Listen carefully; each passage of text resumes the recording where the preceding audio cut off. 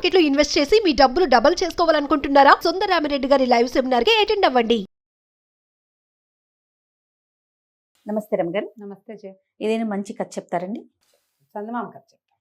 పూర్వమట ధరణీపురం అనే రాజ్యానికి దివాకరుడని ఒక ప్రతాపవంతుడైన రాజుగారు ఉండేవాట. అయితే ఆయన ఏదో యుద్ధానికి వెళ్ళాడు. తిరిగి వెనక్కి వచ్చారు. యుద్ధంలో గెలిచారు. ఏదో దొరికినవి పట్టుకొచ్చుకున్నారు. వస్తే ఈ ధరణీపుర రాజ్యపు మొదటి భాగంలో ఒక విశాలమైన ఎడారేట. అది చాలా పెద్ద ఎడారి. అది దాటాకే ధరణీపురపు రాజ్యానికి ఎల్లలు కనపడతాయి. ఈ ఎడారి ప్రాంతంలో రిటర్న్ అయ్యేటప్పుడు అందులో నుంచి రావాలిగా, వెనక్కి తిరిగి వచ్చేటప్పుడు. ఈ ఎడారిలోకి ప్రవేశించేసరికి ఎక్కడా చుక్క నీరు లేదు. రాజుగారికి తీవ్రమైన దాహంగా ఉందట. వాళ్ళు అక్కడి నుంచి తెచ్చుకున్న నీళ్ళు అయిపోయినాయి. ఎవరి దగ్గర నీళ్లు లేవు. అప్పుడు ఏముంది, నీళ్లు మోసుకురావడానికి తోలుతిత్తులు అవిను ఉండేవి. అవును. సరే, నీళ్ల కోసం వెతుకుతున్నారు. వెతుకుతుంటే కొంతమంది 10 మంది సైనికులు అన్ని పక్కల వెతికితే ఒక చోట ఒక లోతైన గుంట, అందులో ఒక 3-4 అంగుళాలు లోతున్న నీళ్లు కనపడ్డాయి. వీళ్ళు నీళ్లున్నాయని జాగ్రత్తగా గుంటను ప్రవేశించి ఇట్లా దోశలతో తీసుకుంటే తీయటి నీరు, అమృతం ఉన్నట్టు కొబ్బరి నీళ్ళల్లే ఉన్నాయి. అబ్బా, ఎంతో హాయిగా ఉందని వీళ్ళు దబదబా వెళ్ళని 10 మంది నీళ్లు తాగారు.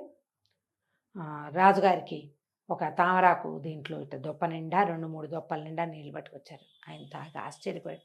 ఇదేమిట్రా ఇట్లా అమృతోపమానంగా ఉన్నాయి నీళ్లు, ఇంత ఎడారిలో నీళ్ళ ఎక్కడిది ఇది అని ఆశ్చర్యపోయాడు.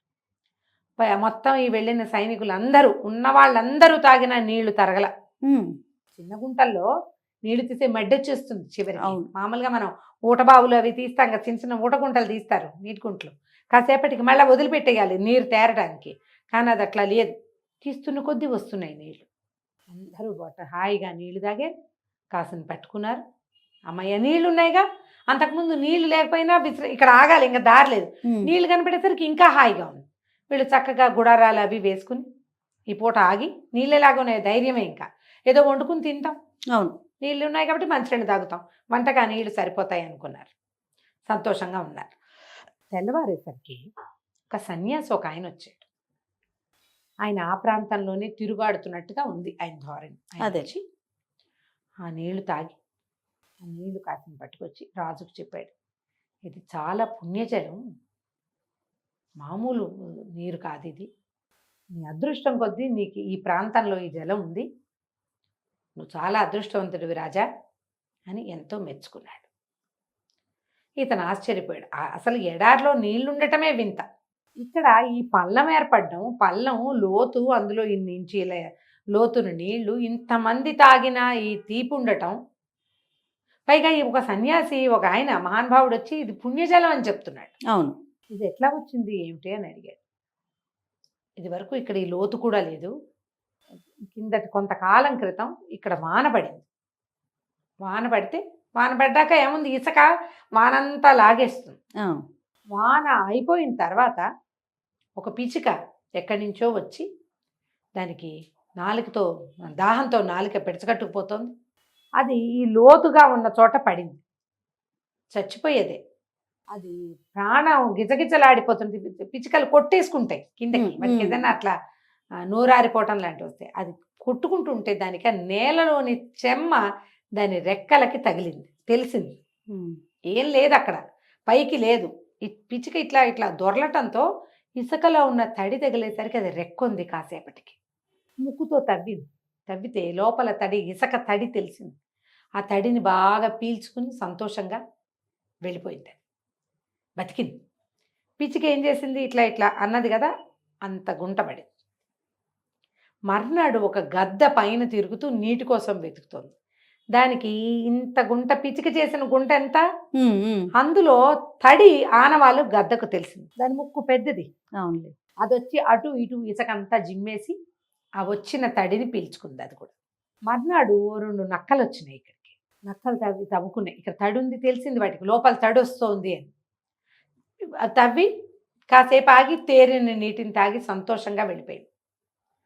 నక్కలకి ఎట్లా తెలిసింది, గద్ద చెప్పింది ఇక్కడ తడి ఉందని. ఈ నక్కలు అడవిలోకి పోయి ఆ దారిలో వెళ్తే అక్కడ తడి ఉందని కొన్ని జంతువులకు చెప్పినాయి. ఆ జంతువులు వచ్చి అవి దొర్లి ఇది పిచిక చేసింది ఇంత, గద్ద చేసింది ఇంత, నక్కలు ఇంత చేసి, ఎలుకలు ఎలుగులు ఏగోళాలు ఇంతంత ఇంతంత ఇంతంత చొప్పున చేసి చివరికి కొన్ని ఏనుగులు వచ్చి దీన్ని పెద్దవి చేసినాయి. బా. ఈ జంతువులు తాము తీసుకున్న రుచిని ఇంకో దానికి తెలియజేసి దీన్ని పెంచినాయి. ఎప్పుడు వాన పడినా ఇక్కడ స్టే అయిపోతాయి, నీళ్ళు ఉండిపోతాయి అందులో. జంతువులు సంతోషంగా వచ్చి ఇక్కడ నీళ్ళు తాగుతున్నాయి. అవి ఒకటికొకటి సహాయం చేసుకోవటం వల్ల ఇది పుణ్యజలమైంది. ఈ జలాన్ని గౌరవించు రాజా అని చెప్పి వెళ్ళాడు సన్యాసి. రాజుగారికి అనిపించింది, ఎంత బాగుంది, ఎంత బాగా జరిగింది, అమృతంలాగా ఉన్నాయిగా నీళ్ళు, ఓ పని చేద్దాం అని చెప్పి చకచక ఈ సైనికులందరినీ బెతాయించి దీన్ని విశాలమైన తటాకంగా చేశాడు. నీళ్ళు ఊరినాయి, ఫుల్ నీరు వచ్చింది, అడుగునుందనమాట జలం. కానీ విశాల తటాకం చేసే రోజుల్లోనే రాజు కనిపించేది ఏంటో తీపిలేవు నీళ్లు. మొదట్లో తీగా ఉండేవి.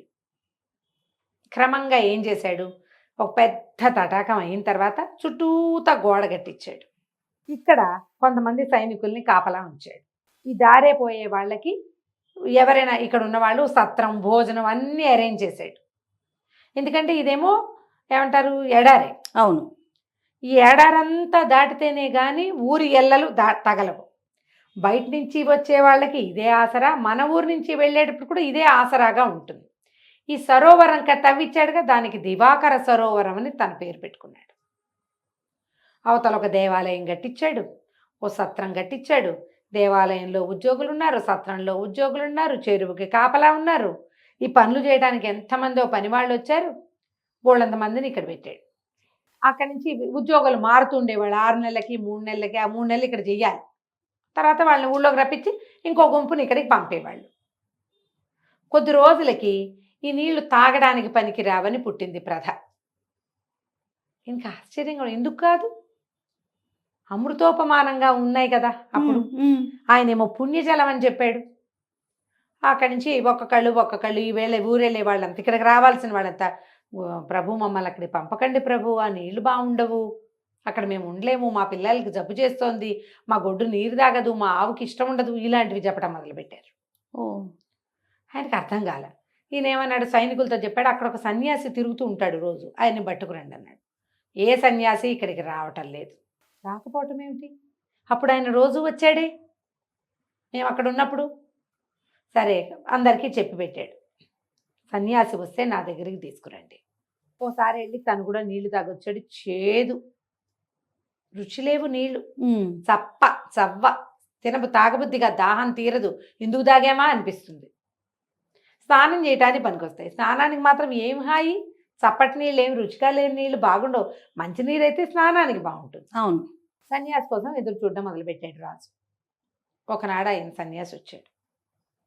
వస్తే రాజు గబగబా ఆయన అడిగాడు, ఆయన దగ్గరికి వెళ్ళి అడిగాడు, మీరు పుణ్యజలం అని చెప్పారు, నేను దాన్ని విస్తారంగా చేసి అందరు ప్రజలకి అందుబాటులోకి తేవాలని నేను ఎంతో ప్రయత్నం చేశాను, ఎందుకో ఆ రుచి తగ్గిపోయింది, మీరు మళ్ళీ వాటిని పుణ్యజలంగా మార్చాలి. నేను ఆ నీటిని పాడు చేయలే, ఎందుకు ఇలా జరిగింది,